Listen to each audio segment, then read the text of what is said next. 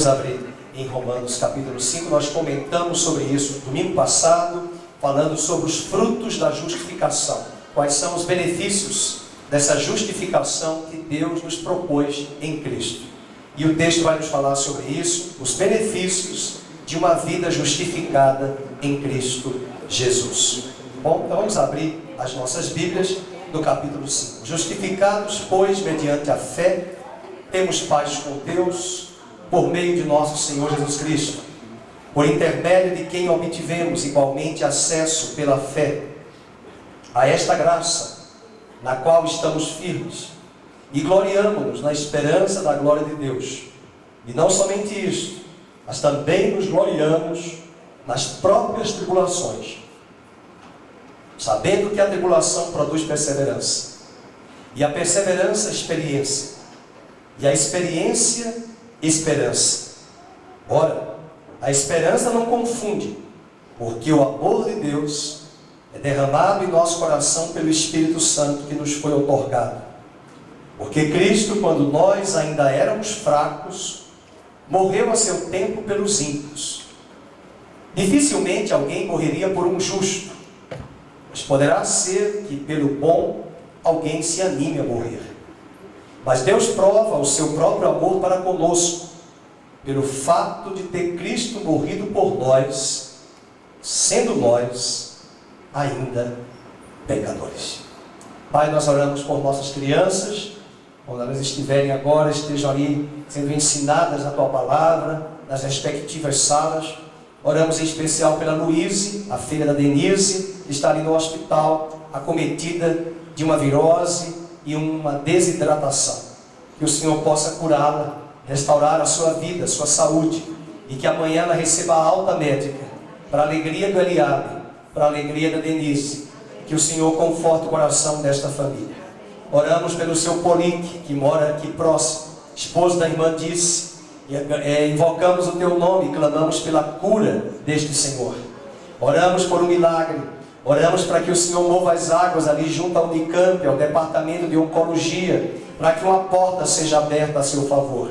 Que ele seja encaminhado, para a químio, para a rádio, e que o Senhor use os homens para colocar ali o processo todo necessário para que ele tenha um pleno restabelecimento e a cura no seu físico. Nós cremos em milagres, mas também cremos que o Senhor usa homens, médicos, para fazer a tua obra. E nós confiamos esta situação aos teus preciosos cuidados. Que o Senhor fortaleça a dona Disse, sua esposa, seus filhos, guarda esta família. E muito obrigado pela tua fidelidade, teu amor para conosco. Fala conosco, continua falando à tua igreja, através da tua palavra lida, proclamada e explanada. Em nome de Jesus oramos. Amém e amém. Você pode sentar. Essa é a grande doutrina da carta aos Romanos, a justificação. Por várias vezes a palavra é citada no capítulo 3 de Romanos. A tese do apóstolo Paulo é que todos pecaram. A tese segunda do apóstolo Paulo é que é impossível sermos redimidos por nós mesmos. E o capítulo 5, a grande frase que nós trabalhamos domingo passado, o primeiro benefício da justificação: paz com Deus. Essa paz não é a paz de Filipenses 4:8. Essa paz é a paz que remove da nossa vida a culpa, a condenação, e nos dá uma paz que é um estado do Espírito do nosso coração, de algo que é constante, perene. Não é algo que eu preciso de vez em quando. Eu preciso de vez em quando entender aquela paz que Paulo diz em Filipenses: não andeis ansiosos por coisa alguma. E a paz de Cristo, que excede todo entendimento, guarde o vosso coração. Mas aqui não é a paz, uma paz comum. Vamos voltar para o capítulo 5. Justificados, pois, mediante a fé, nós temos, não é a paz de Deus. Isso é a diferença. É a paz com Deus. Porque nessa paz com Deus, Paulo quer dizer que nós fomos reconciliados com Ele. Que não há mais condenação. Que não há mais culpa. Não é mais separação entre Deus e o homem. Paulo diz na carta aos Coríntios que em Cristo nós fomos reconciliados com Deus. E há muita diferença entre paz de Deus e paz com Deus. Essa paz que ele está citando aqui é a paz com Deus. É o primeiro benefício da justificação. Mas no mesmo capítulo, no mesmo texto, nós vamos para o segundo benefício. E nós vamos ter que pegar a palavrinha grega desse segundo benefício, que é a palavra prosagogia, que vai falar desse acesso à graça de Cristo. Então vamos abrir no capítulo 5, verso 2, vamos ler o segundo benefício da justificação, o acesso. O acesso aqui, à graça. Mas nós não tínhamos este acesso. E a palavra acesso em grego que Paulo usa, William Barclay diz nos seus livros, nos seus comentários, é a palavra prosagogia, que tem 3 significados. Vamos ver a palavrinha, vamos ver o verso 2. Por intermédio de quem obtivemos igualmente acesso pela fé a esta graça na qual estamos firmes. Então anote aí, o acesso à graça. A graça com crase. Esse acesso não nos era possível. No Velho Testamento não havia esse acesso. Havia uma cortina. Havia um santo dos santos onde nenhum sacerdote tinha acesso. Apenas o sumo sacerdote uma vez por ano. E quando foi cantado hoje aqui pela Gisele, Tetelestai, a música do Diante do Trono, é bom que a gente fale, a gente está na mídia, está ao vivo. As pessoas não sabem às vezes o que é Tetelestai. É uma palavra grega que Jesus usou para dizer, está consumado. Foi cumprido o propósito. Foi cumprido o propósito, está consumado, o preço está pago. E quando isso aconteceu, o evangelista diz que lá no Santo dos Santos do Templo de Jerusalém, a cortina foi rasgada. E o autor de Hebreus diz que nesse momento que a cortina foi rasgada, Deus estava por ensinar agora a nós, da nova aliança, que nós temos acesso ao Santo dos Santos. O autor de Hebreus diz no capítulo 10 que nós devemos entrar no Santo dos Santos com ousadia, pelo novo, mas nós não entramos confiando em nós. Nós não entramos confiando em nosso mérito. Aliás, a Bíblia diz que alguns entraram na presença de Deus e foram fulminados.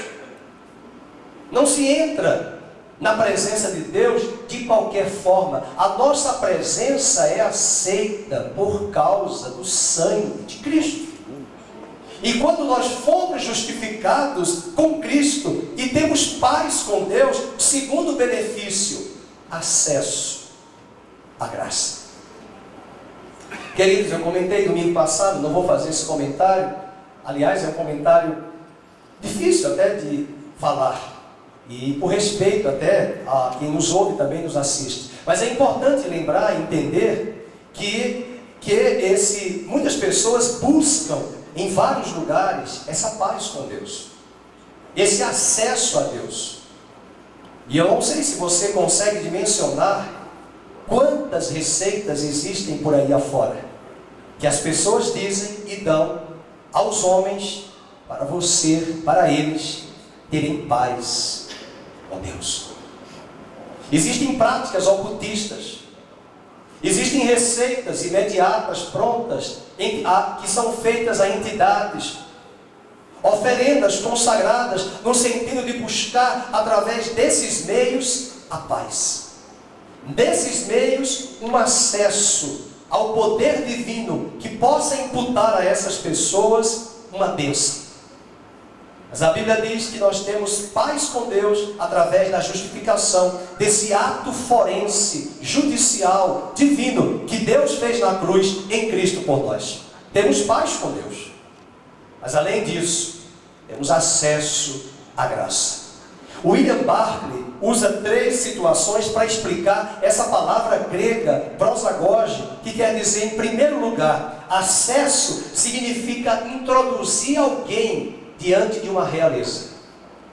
Seria mostrar de uma forma clara que abrem-se portas para que entremos na porta, a porta dos reis, dos príncipes e dos nobres.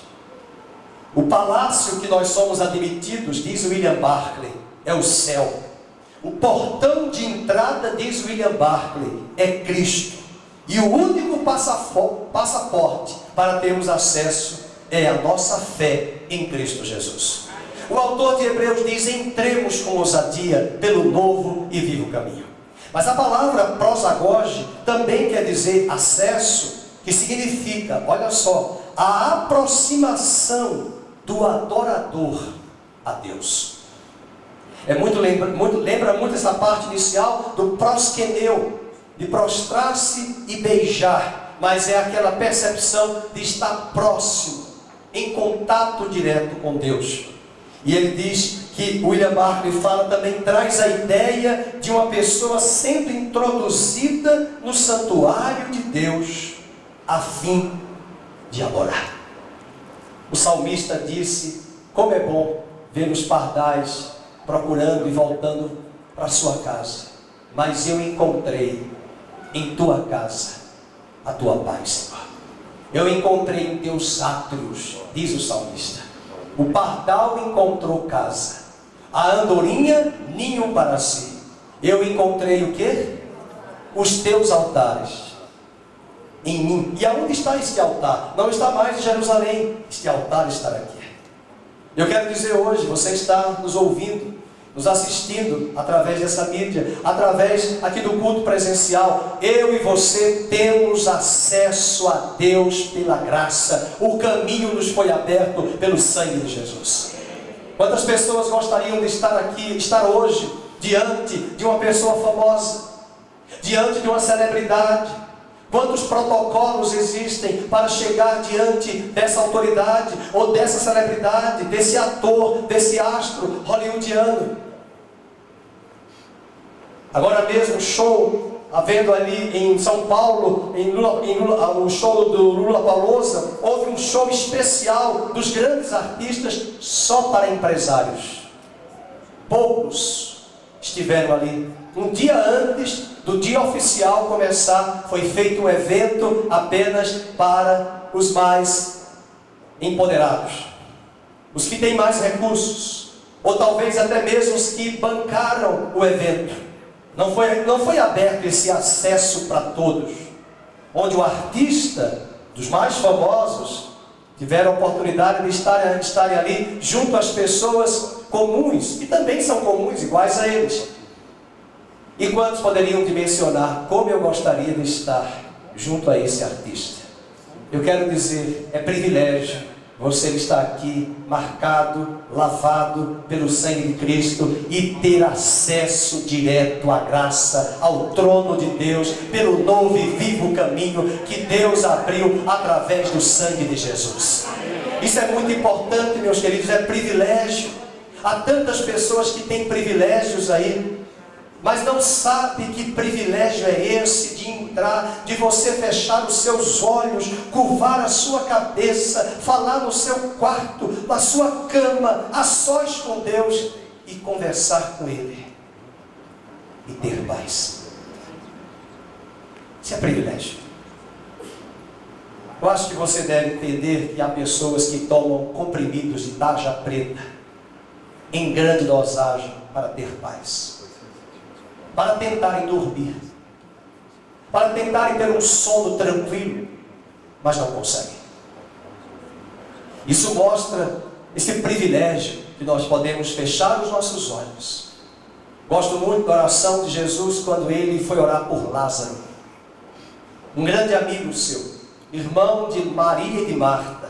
Ele já sabia que Lázaro estava morto, mas ao chegar naquele túmulo, talvez a oração mais curta que muitos cristãos protestantes precisam aprender, porque a oração nem sempre precisa ser com volume alto, oração nem sempre precisa ser quilométrica, de grande extensão. A oração de Jesus foi assim: Pai, graças te dou porque tu sempre me ouves.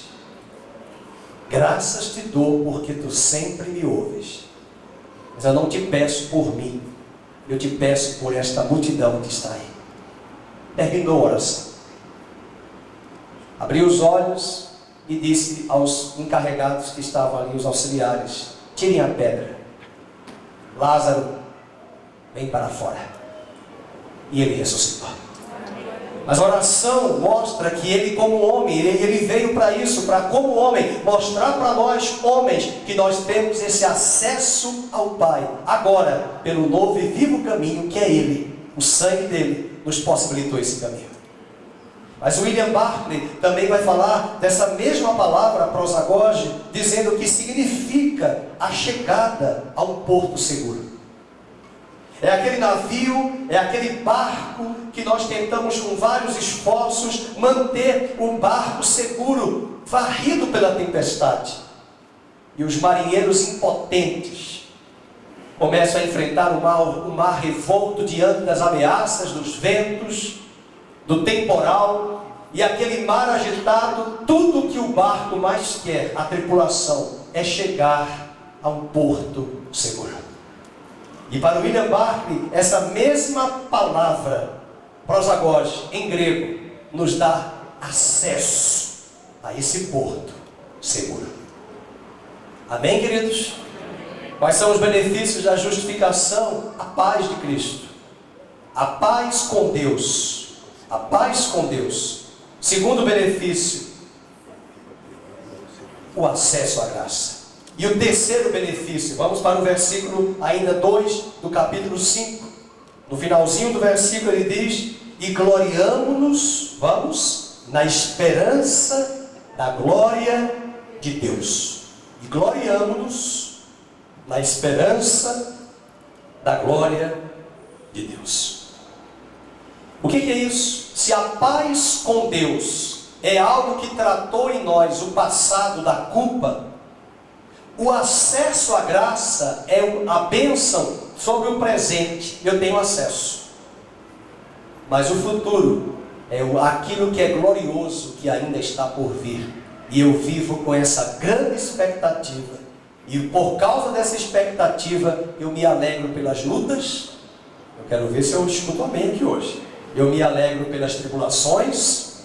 Eu me alegro pelas dificuldades, porque através de todas estas coisas, Deus está operando na minha vida, trabalhando na minha vida, e a forma como eu enfrento essas situações vão redundar para a eternidade um peso de glória. Foi por isso que Paulo disse na segunda carta aos Coríntios: a leve e momentânea tribulação redundará em mim um grande peso de glória. Por isso que Jesus disse que ainda, Paulo disse, ainda que o meu corpo sofra, o meu espírito está sendo fortalecido. A minha carne está gemendo, a minha carne está sofrendo, a minha carne está sentindo as dores da batalha cruenta na alma, mas o meu espírito a cada dia está sendo fortalecido. Vamos para essa expectativa da glória. E nessa expectativa da glória, um pastor, um ministro presbiteriano chamado Miguel Gonçalves Torres, sempre dizia a seus amigos que não basta viver bem, é preciso morrer bem. E ele disse isso porque na hora da sua morte ele disse à sua esposa, veja que lindo, é essa expectativa que nós temos que ter em relação à morte. A morte para muitos aí fora é o fim, é o desespero. Paulo diz em Coríntios capítulo 15 que nós não podemos ser como os gentios e pagãos que não têm esperança acerca dos que dormem e dos que morrem. E vejam o que esse ministro presbiteriano falou. Ele falou à esposa, abre aspas, querida, eu pensei que quando eu fosse morrer, eu iria para o céu. Mas foi o céu que veio me buscar. Fecha aspas. Foi o céu que veio me buscar. Fecha aspas. E é mais ou menos isso que Paulo vai nos falar quando ele diz: a minha hora da partida é chegada. O meu reto juiz me dará a coroa da justiça. Combati o combate, completei a carreira e guardei a fé. Mas desde agora, a coroa da justiça que o juiz reto tem reservada para mim, eu estarei pronto a recebê-la. E eu tenho essa convicção. Isso mostra a perspectiva de Paulo, que ele vai ter uma pessoa que foi justificada. E não espere isso de alguém não crente. Não espere isso de uma pessoa que não tem uma boa âncora nas Escrituras. Não espere isso de uma pessoa que não sabe o que é Cristo e o que Cristo fez por nós na cruz. Mas Paulo diz que os benefícios dessa justificação é paz com Deus, é o acesso à graça e é também uma expectativa da glória. E porque nós temos essa expectativa da glória, nós começamos a ver todas as coisas como meios e instrumentos pelos quais tudo isso vai redundar para a eternidade daquilo que está por vir. Nós achamos e olhamos as coisas até simples, né? Eu fico a pensar, quanto muitos de nós ficamos encantados com a vida de Paulo. Estou lendo uma biografia agora que foi lançada por um grande autor, acho que é da editora Nova Vida, chamado Paulo, a Biografia. Livro novo, foi lançado recente. E cada vez que eu leio a vida de Paulo, os livros sobre Paulo, né, a gente só fala de Paulo. Mas, e o galardão de Ananias? De Barnabé? Estou tentando lembrar quem foi lá que acompanhou. Foi Ananias, né? Não, Ananias e Safira. Não, estou falando... O que batizou, que foi lá, vai lá, é Ananias, é que eu estou confundindo com Ananias e Safira, né? E foi lá Ananias, e foi lá batizar Paulo, e Barnabé que pegou Paulo, e a igreja de Jerusalém recuada, com medo, assustada. Nossa, esse aí é um terrorista, é ele que mata cristãos. Nós cantamos aqui, era seu nome Barnabé, natural de Chipre, também chamado de José das Consolações. O que é que ele fazia? Homem bom e piedoso, cheio de temor e fé, homem de Deus. Mas se não fosse Barnabé, Paulo não teria esse acesso à igreja de Jerusalém. Está lá no capítulo 9 de Atos, está lá no capítulo 11 de Atos, 12, 13, a presença de Barnabé dando suporte para o apóstolo Paulo. Isso mostra que na eternidade Deus vai mostrar para cada um de nós quanto as atitudes de cada um farão impacto na eternidade. Ontem nós estávamos na Lagoa do Taquaral fazendo evangelismo. Muita gente, eu e o Ricardo, na mesa, ali sentado. E nós fomos orar, começamos a orar. E eu disse, Ricardo, só para lembrar, o impacto dessas orações vão redundar na eternidade. E eu orava de olho aberto com o Ricardo, porque um olho no peixe e um olho no gato.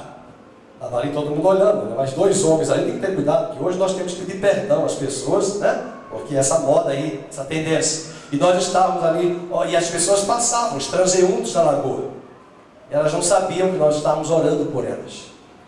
E oramos pela Venezuela, e oramos por Israel, e oramos pela Síria, e oramos pelo Brasil, e oramos pela redenção das nações, e oramos por Campinas, e oramos pelos transeuntes que estavam ali, do ponto de vista físico, sentimental, clima seco, a terra estava ali seca, nós não estamos sentindo nada, mas não tem que sentir, é orar.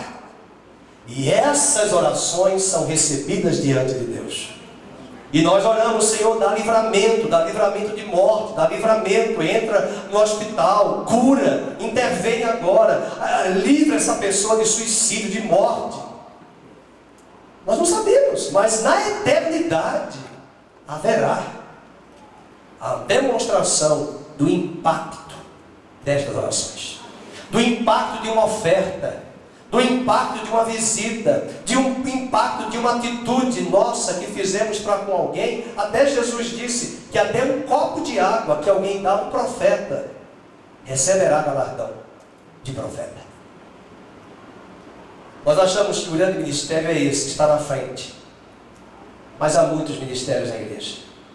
Ministérios que trabalham nos bastidores.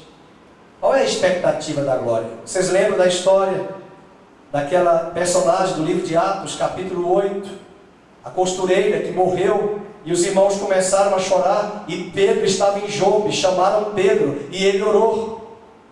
E a Bíblia diz que eles oraram, e ela já tinha morrido, e Deus a ressuscitou. Mas por que os irmãos oraram? Porque ela costurava na igreja, ela fazia ajuda com costura aos irmãos. E os irmãos sentiram a falta daquela costureira. Uma costureira não é uma pregadora, não é uma cantora, não é uma pessoa famosa, uma costureira. E a Bíblia diz que Pedro foi chamado e ele orou, e a mulher ressuscitou.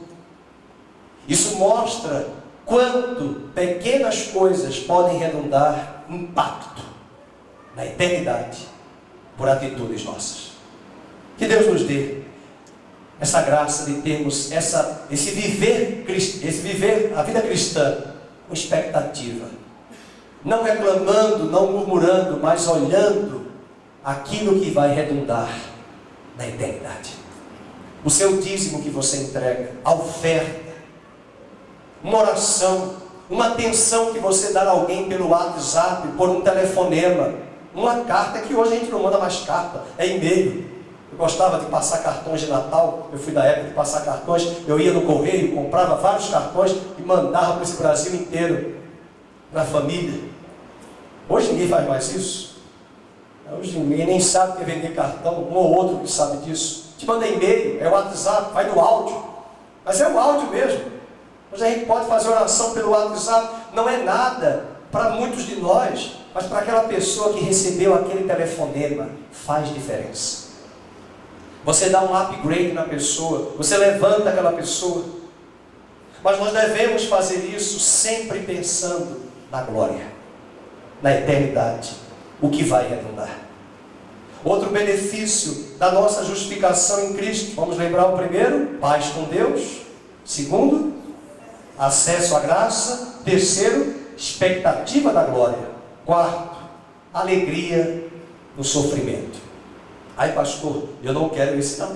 Alegria no sofrimento? Pois é, vamos aprender. Mas o que seria isso? Alegria no sofrimento. Vamos para o capítulo 5, versículo 3. E não somente isto, mas também, nos gloriamos nas próprias tribulações. Nos gloriamos, nos alegramos nas próprias tribulações. Queridos, nós não somos masoquistas, não. Nós não vamos atrás do sofrimento. Mas há algo que a igreja precisa aprender, que o sofrimento, da perspectiva bíblica e divina, pode ser proposital e pedagógico. Vamos dizer comigo isso? Proposital e pedagógico. O salmista, no Salmo 19, possivelmente escrito por Esdras, diz: foi-me bom ter passado pela aflição, para que eu guardasse os teus decretos e mandamentos. Jó pôde dizer: eu te conhecia de ouvir falar, mas ao longo desse sofrimento agora os meus olhos te veem. Sofrimento pode ser um instrumento pedagógico de Deus para as nossas vidas. Pode ser um mestre para nos ensinar a lidar com situações. O cristão não crê em acaso, nem coincidência, nem sorte, nem azar, nem determinismo. O cristão não tem medo de sexta-feira 13, nem de escada, nem de gato preto. O cristão encara as batalhas, as dificuldades, e aqui eu quero aproveitar e falar da palavra tribulação. Ele está falando aqui, nós nos gloriamos aonde? Versículo 3, nas tribulações. E a palavrinha tribulação, professor de grego me corrija aqui, é trípsis. Trípsis. E o que é tribulação? John Stott diz que essa palavrinha trípsis significa pressão. Pressão, aliás, é o que eu ouço mais hoje nos coach. Fazer coach. Que você tem que ter um caráter resiliente. Olha, caráter resiliente. Mas como é ter caráter resiliente? O que é ter resiliência? É alguém que aprende a se submeter à pressão, mas permanece firme. Quando Paulo diz que nós devemos nos gloriar nas tribulações, você precisa entender que a tribulação cria em você e em mim um caráter resiliente, onde nós aprendemos a lidar com pressão. E essa geração que está vindo aí, de adolescentes mimados, de crianças mimadas, não sabe o que é pressão. Eles reclamam de tudo. Eles reclamam de tudo. E essa geração mimada, e não é só adolescente não, está assim de jovens, homens de 30, 40, que não querem casar, porque eles dizem que casamento é sofrimento. Sabe qual é o sofrimento?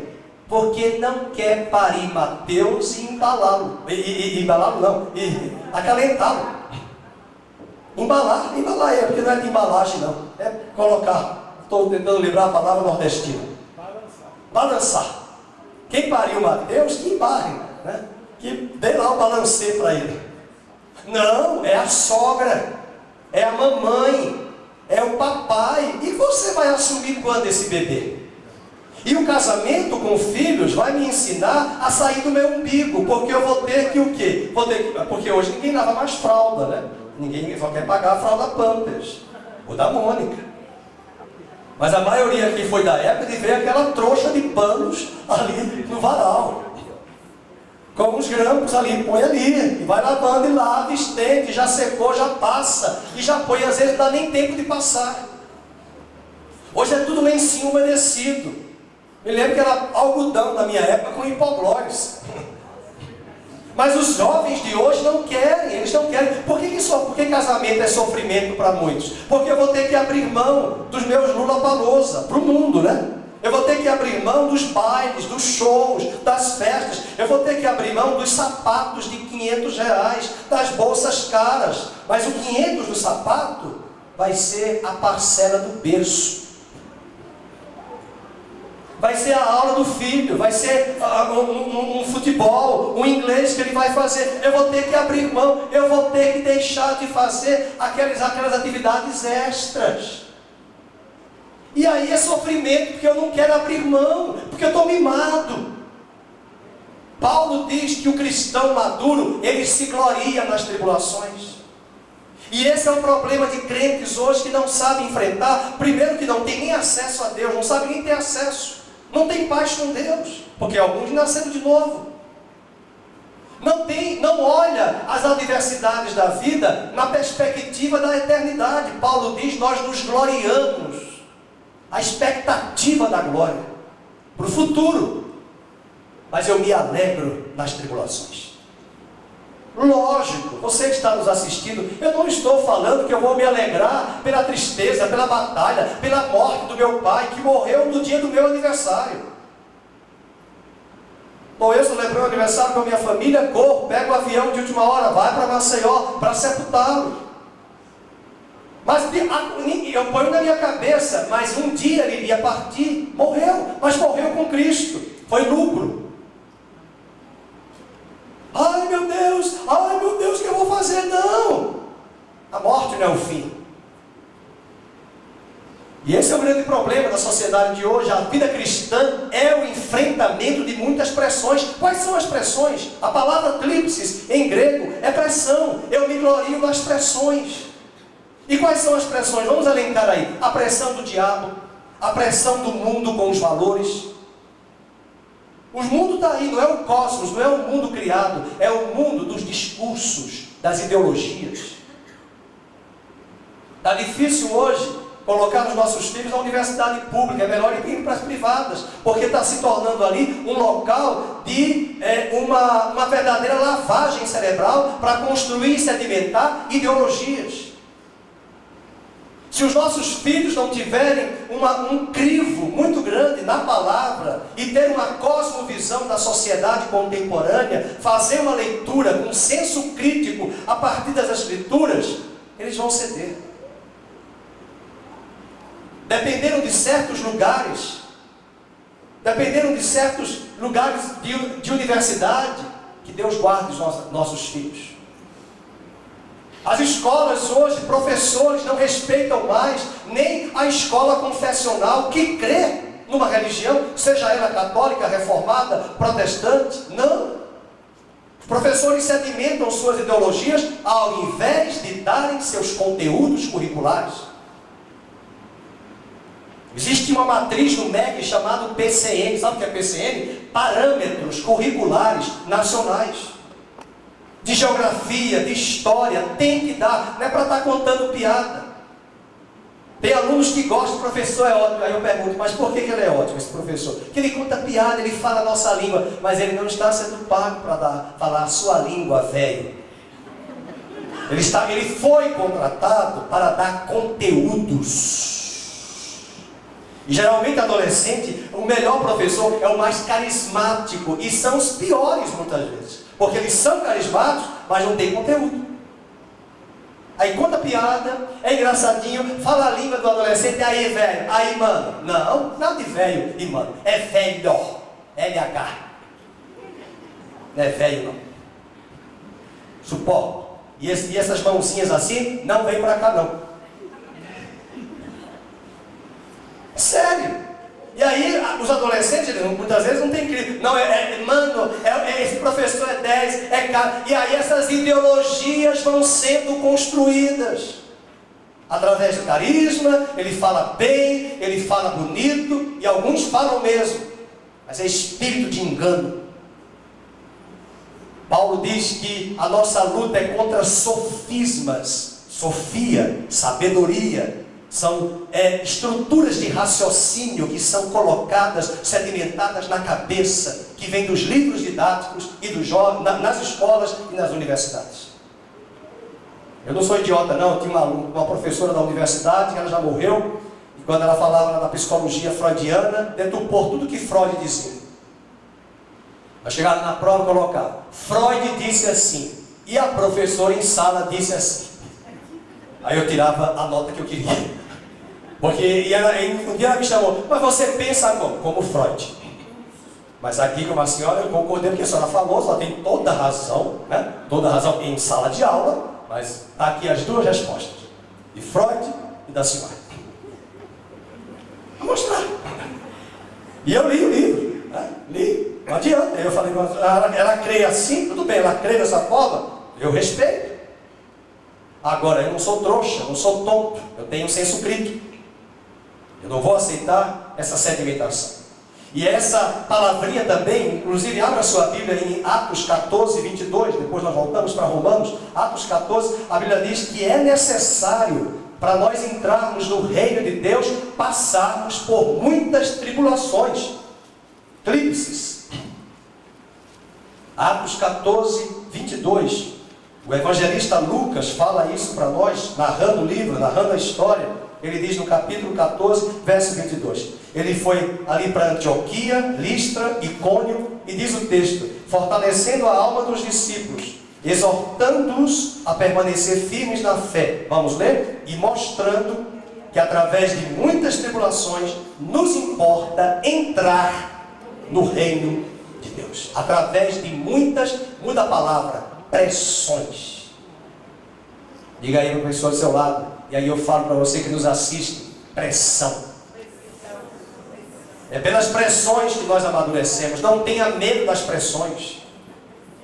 Paulo diz que são lutas por fora, combates por dentro, mas é nesses embates que nós amadurecemos.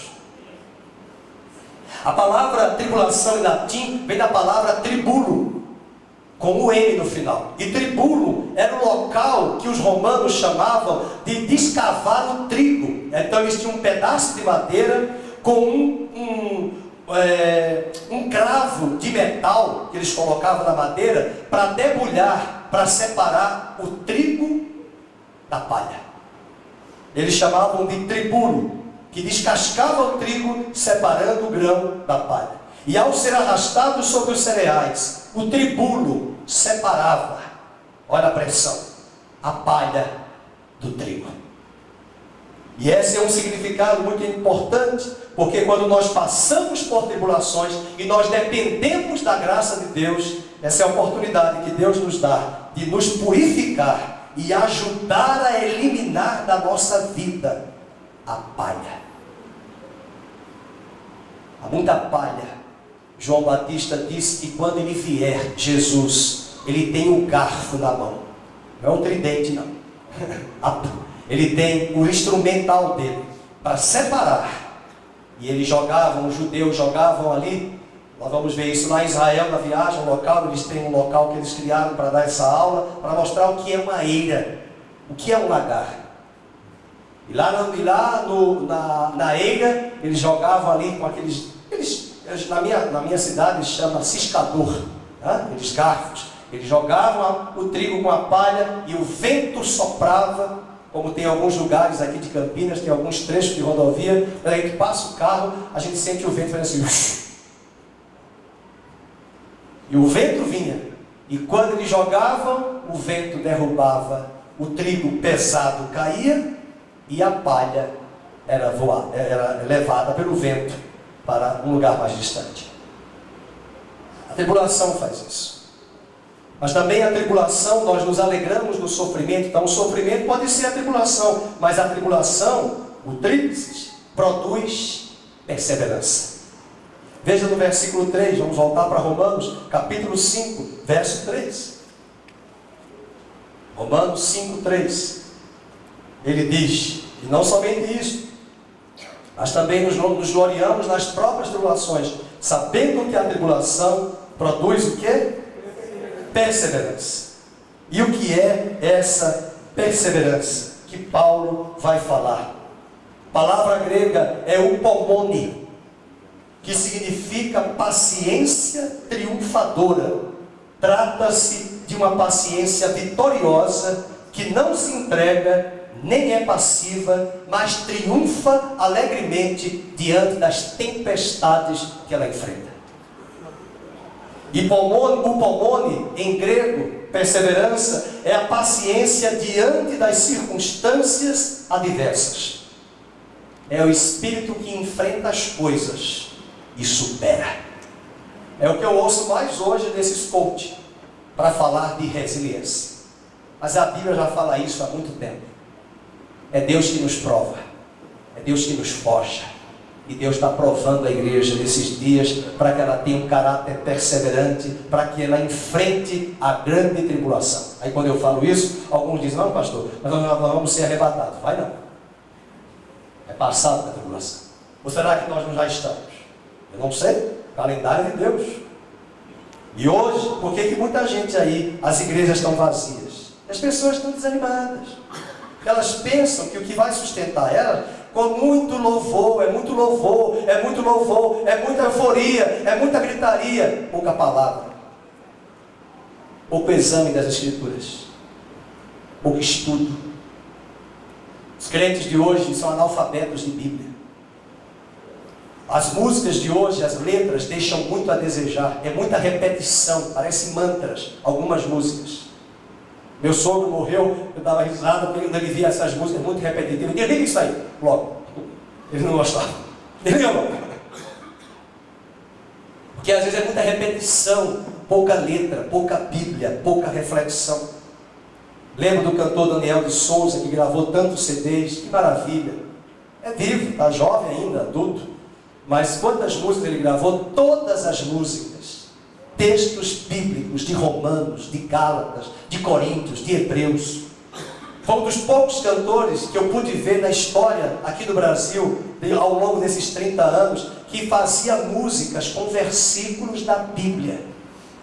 E é bom porque uma das técnicas de gravar a Bíblia é cantar textos. A gente decora e grava o texto. E se pegar o texto original, melhor ainda. E Daniel Souza fazia isso.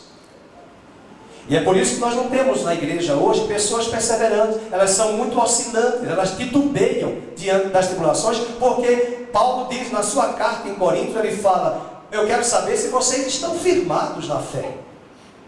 Se vocês estão firmados. E essas são as grandes lições da vida que nós aprendemos no vale da dor. A perseverança produz também experiência. Vamos para o versículo 4. E a perseverança, o quê? A experiência. E a palavra experiência aí, você pode anotar, é a palavra dokime. Dokime, um KI, traduzida por experiência, que significa literalmente algo provado e aprovado. Seria a mesma coisa, essa palavra é utilizada pelo cadinho ali, para o metal que vai ser refinado no fogo, para remover as impurezas, que está lá em Malaquias, na Septuaginta.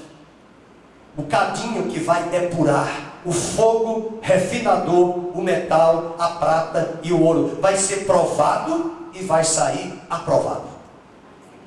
Isso mostra que o Rafael, que o Mateus, que o Ricardo Mariotti, eles precisam passar por experiências, para eles mesmos terem um caráter de perseverança, porque eles vão crescer em fé a partir de suas próprias experiências com Deus.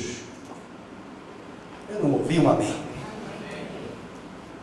Às vezes o filho do pastor, o filho do diácono, o filho do missionário está se ancorando na experiência do pai e da mãe. Não! Cada um, Deus não tem netos, Deus só tem filhos. É a sua experiência. O meu marido é muito espiritual. E a senhora? O meu pai é muito espiritual. E você? O meu avô foi pastor fundador dessa igreja. Sim, é patrimônio histórico tombado. Ele já morreu. E você? Você é do presente. O que você é? O que você tem de experiência? Não é experiência de cair no chão, gritar, falar em língua. Eu estou falando de ter experiência com Deus nas pressões, nas tribulações. Nós nos gloriamos nas tribulações. É fácil? Essa semana eu passei aí, é uma luta que eu enfrento no meu corpo, com intoxicação, o corpo todo, e vai para médico. Às vezes nem ajuda, piora, deixa mais incógnita. Os médicos são importantes, mas às vezes deixa a gente confuso. Até porque é bom também quando o médico não fica lá afirmando. Eu gosto de médico que diz, pode ser isso, pode não ser. E às vezes é muito subjetivo. E às vezes nós temos que ter essas experiências. É preciso trilhar esse caminho árduo, difícil, para termos as nossas próprias experiências com Deus. A perseverança, a tribulação produz perseverança. É um caráter provado e aprovado. Mas em quarto lugar, ainda nessa questão da tribulação, produz, vamos ler? Produz perseverança, produz experiência. Nós nos alegramos no sofrimento, nos alegramos nas próprias tribulações, mas a experiência produz esperança. Esperança. Capítulo 5, verso 5. Ora, a esperança não confunde, porque o amor de Deus é derramado em nosso coração pelo Espírito Santo. E se você tem uma experiência, aquela palavrinha grega lá, dokime, que você teve de experiência de pressão, a experiência vai produzir uma esperança. Sabe por que esperança? Porque Deus derramou o Espírito Santo em seu coração e Ele é uma pessoa. E essa voz vai sussurrar no seu coração: take it easy, eu estou no controle, eu sou contigo, eu te fortaleço, tu és meu, tu és minha, eu te sustento com a destra da minha justiça. Quando passares pelas águas, elas não te afogarão. Quando passares pelo fogo, ele não te queimará, porque eu te sustento com a destra da minha justiça, diz o profeta Isaías no capítulo 43. É experiência que gera esperança, e a esperança não confunde, porque o amor de Deus, Deus é amor, Deus é uma pessoa que tem relacionamento. E quando nós temos um relacionamento com uma pessoa como Deus, principalmente como Ele gera em nós segurança. Pior coisa na vida de um casal é você conviver com um marido ou uma esposa e você está discernindo que parece que está vivendo com uma pessoa estranha. É terrível para uma mulher. É terrível para um homem quando o cônjuge não transmite a ele segurança, confiança, experiência e esperança. Por isso que Paulo diz que nós nos gloriamos na tribulação, porque a tribulação produz perseverança, que produz experiência, e a experiência produz esperança, e essa esperança nos remete a uma convicção do amor de Deus derramado em nosso coração pelo Espírito Santo. Quero terminar por aqui. Declarar que esse amor de Deus está em nós. E esse é o benefício também da justificação, quando ele diz, versículo 5, vamos ler? Porque o amor de Deus é derramado em nosso coração pelo Espírito Santo que nos foi outorgado. É um benefício da justificação. Deus entregou o seu Espírito Santo a nós. É o Espírito dele, e ele é amor. E ele está conosco para sussurrar no seu ouvido quando você estiver enfrentando eclipses. Estou contigo. Te fortaleço, sustento. Eu tenho teu nome gravado na palma da minha mão. Ninguém tomará você da minha mão. Daniel estava na cova dos leões. Deus não tirou ele da cova, mas o livrou da cova. Deus não tirou os amigos de Daniel da fornalha, mas Deus deu livramento aos amigos de Daniel na fornalha. E ainda andou um homem de branco, que é o próprio Cristo, andando com eles, na fornalha, e não teve nenhuma queimadura de terceiro, de segundo e de primeiro grau. Por isso que o autor de Hebreus vai nos falar dos heróis da fé, que ele nos livrou na tribulação, na fornalha. Não foi da fornalha, na fornalha. Eu creio que a igreja está sendo levantada, o remanescente fiel. Apocalipse 12 diz que o dragão virá com toda a fúria contra a mulher. E essa mulher, eu não sou dispensacionalista, mas essa mulher, do meu ponto de vista, é a igreja. O catolicismo diz que essa mulher é Maria. Há um ramo da igreja protestante dispensacionalista que crê que a mulher do capítulo 12 é Israel físico. Mas Deus não tem dois povos. Quem é esta mulher que está vestida de sol da justiça, o sol na cabeça, a lua debaixo dos pés, duas asas, indo para o deserto, o dragão furioso contra ela, mas na verdade ele não está furioso contra ela, está furioso contra o varão que essa mulher vai dar à luz. E essa mulher que vai dar à luz, na verdade ela vai dar à luz a Cristo. Só que Cristo já nasceu. E essa é a razão porque a igreja romana diz que é Maria, mas não é Maria. Porque Jesus não vai voltar a nascer. Mas Paulo diz que o caráter de Cristo vai ser formado em nós. E Cristo em vós é a esperança da glória. Amém. E nós estamos ao longo desses anos, Deus está construindo na minha vida, na sua vida, o caráter de Cristo. Deus está formando a imagem. E como é que Deus se utiliza? Qual é o modus operandi? Eclipses, tribulações, pressões, perdas aparentes, porque são peso eterno de glória. Perdemos a Estefânia, mas os céus estão em festa e alegria. Mas a família dela está aqui. Nós perdemos parentes, eu perdi minha mãe, eu perdi meu pai, mas todos vão morrer um dia. O que seria mais absurdo é eles me sepultarem antes. Mas eles construíram a família. É verdade que ela partiu cedo, mas ela não foi a única. Quantos missionários morreram nos campos? Quantos homens de Deus saíram da Europa, que estava acomodada com o protestantismo, e foram para a África fazer missões, morreram em África. E a morte de um dos grandes missionários levou muitos jovens na Europa, na Inglaterra, a se levantarem como missionários, quando esse missionário morreu comido por um leão aos 29 anos. Sua história chegou na Inglaterra. A morte desse missionário levantou mais jovens ainda para fazer missões. E ele foi chamado o grande trigo das missões modernas, da igreja moderna, porque o grande trigo morreu, caiu na terra, mas ao morrer, muitos outros jovens se levantaram.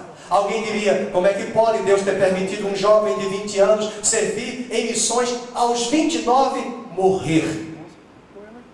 porque essa é a sua ótica, mas a ótica de Deus é completamente diferente. E se a igreja entender que ela está enfrentando tribulações, pressões, e parar de dizer que tudo é o diabo, ela vai aprender que é nas tribulações que ela adquire o quê? Perseverança, experiência e esperança. 3 palavrinhas. Quais são as 3 palavrinhas? Perseverança, experiência e esperança. E a esperança não confunde, porque o amor de Deus está hoje aqui também sussurrando em seu coração.